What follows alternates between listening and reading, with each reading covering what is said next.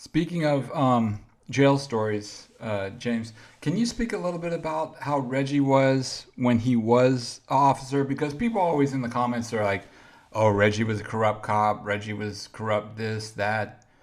Can you speak of any stories or incidents of Well, Reggie when he was? the closest I got to corrupt with Reggie was giving me cigarettes when I was in that motherfucker, and when he was a jailer, and I was stressing, and I needed a cigarette. He would give me two and lock that goddamn door. Other than that, man, I mean, everybody's story ain't gonna be the same as mine because I have history with Reggie.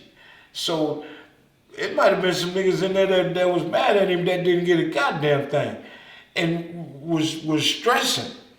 But it wasn't no open the cell and let me walk the goddamn tier and walk the block. And no, he gave me cigarettes. I got cigarettes out. Reg, I need a cigarette.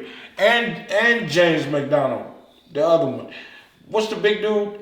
No, The Kevin black one? Burrell. Kevin Burrell. Burrell. Kevin Burrell was a cool motherfucker. And every time I went to jail, you alright? I'm good. And he would give me the lighter, the cigarette, he'd light that motherfucker and walk away. It wouldn't that was the only difference. And for y'all don't know, a cigarette was a big thing then because why? You couldn't smoke a cigarette. You couldn't smoke in the jails back then. Right. They took your pack of cigarettes and your shit and put it in your property.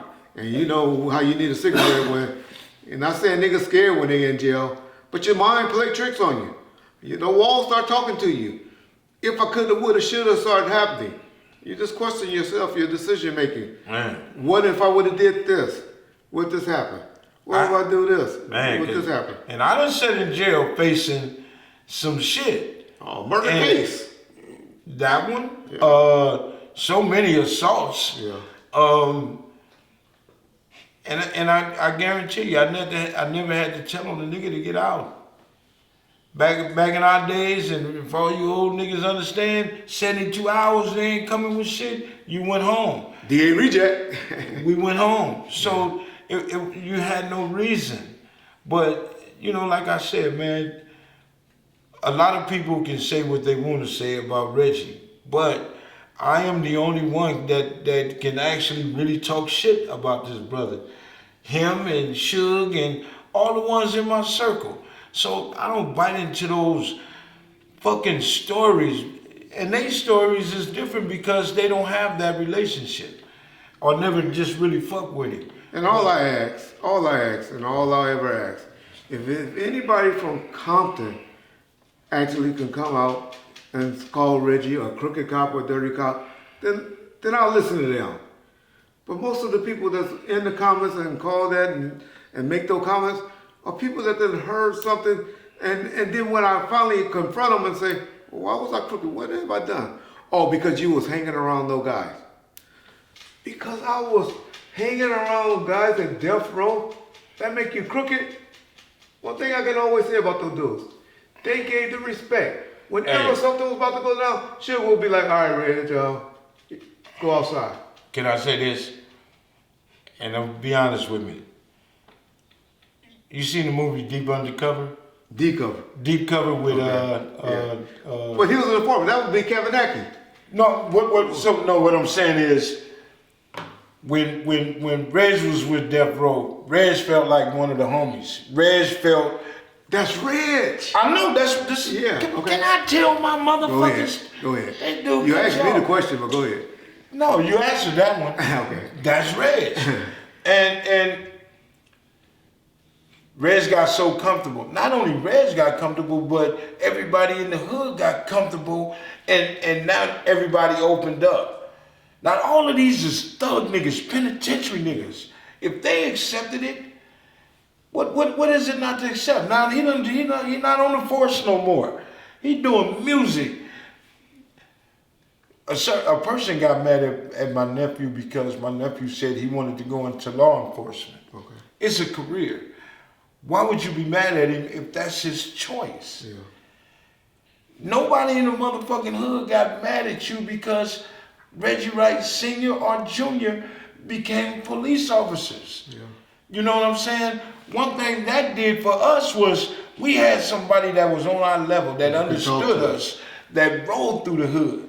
You know what I'm saying? I done came in my living room when we was living on Pine, seeing some of the toughest dudes sitting in their living room talking to Red. Explain. He done had some dudes came and turned themselves in on murder cases. And said, Red, I gotta go sit down, do this time or whatever. I want you to turn myself in. I want to turn myself in and you take me down there. Because I know you're going to treat me fair. That'd be a cold goddamn interview sitting here with your daddy. Because that's going to be our next one. Look, one time I told your daddy, asked him, I said, Reg, I done hurt too many people. I was on one. I was fucked up. I was going through it. If some of you cats don't know, when you doing some of the shit that we was doing back then, it played in my mind. Yeah. And I told Reg, I said, I did this. Boy, I don't want to hear that shit. I don't want to hear it. And he went off on me. And then he said, man, make that motherfucker take a shower and go sit back some goddamn way. I don't want to hear this shit. And he walked out the door.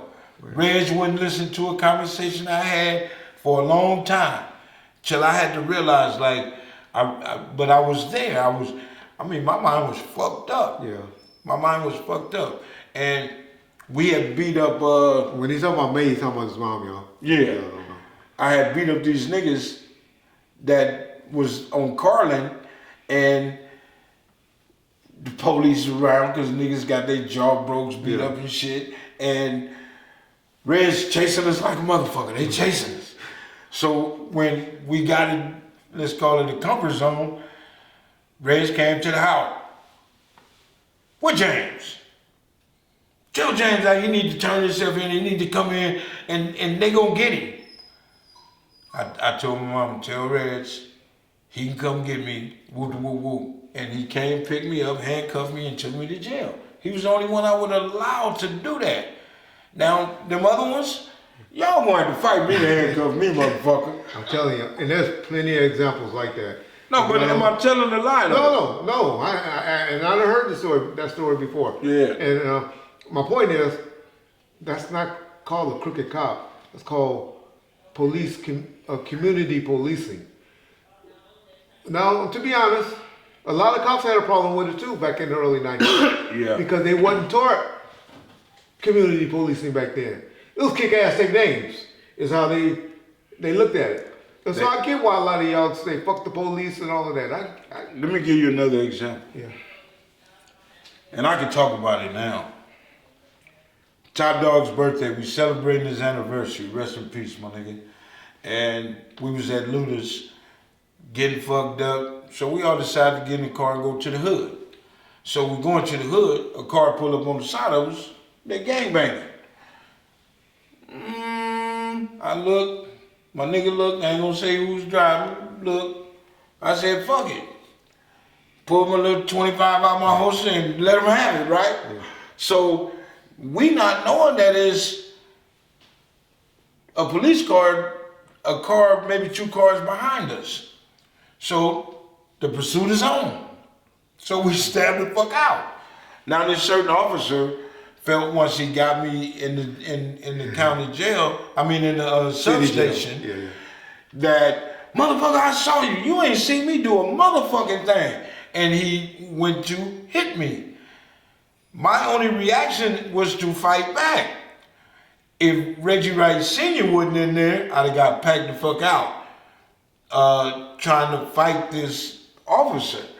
And they were kind of like mad at him because he diffused the situation. Yeah, so would he have did that for somebody else? See, people don't know our history. Yeah.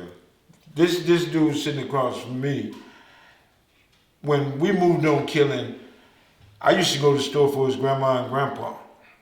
When Mr. Wright, Alzheimer's kicked in, and he would walk away and wonder, me, Alton, and Timmy would get on our bikes and go looking for him. Now, we done caught him, if everybody know back then, we had Market Basket. Yeah. All y'all was working at the time. I don't know if he was going up there to catch somebody, but we was getting him and bring him home. Yeah. But Mr. Wright and Mr. Wright, I mean, this is his grandparents. This is their mother. Man, I loved them to death. Yeah. And it wasn't nothing we wouldn't do for them. So our history goes back from the 70s. Yeah. You know what I'm saying? Let me say this, interject right there about Reggie, though. Reggie and his peers and his cop friends and all will tell you, that was always Reggie. Yeah. I wasn't that way. I'm gonna be honest, Reggie Jr. was an asshole. But Reggie Sr. was always a community. He knew community policing before there was such word. But he knew everybody before, because I think he was the reader. He was the one to cut your lights off. Yeah, he was. So he knew everybody's family. Was it the lights or the water? Edison. He worked for Edison. Okay. For Edison. And he knew everybody because he walked. But he wasn't the meter reader. He was the one that came to your house and be like, you gotta have X amount of dollars, and we'll have to cut your lights off. Exactly. But he will cut your lights off. But you know what he would do?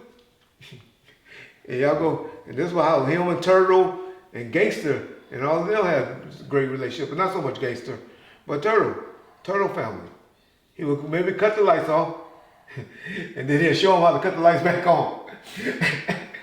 That's Reggie. Yeah. That's a dude that grew up in the Imperial Courts housing projects. So he would do his job, but he would. So if you call that dirty or crooked or whatever, fucking down to earth, man. Then whatever. Yeah. Period. That's Reggie.